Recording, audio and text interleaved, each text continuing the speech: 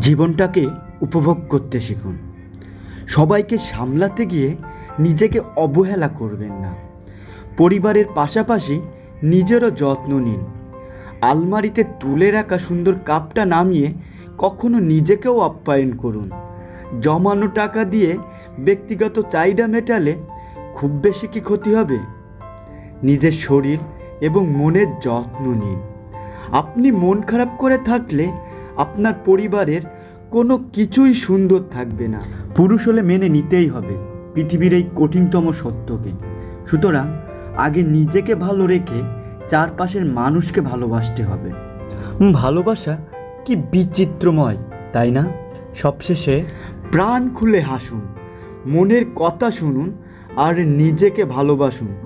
বিশ্বাস করুন বস, জীবন অনেক সুন্দর।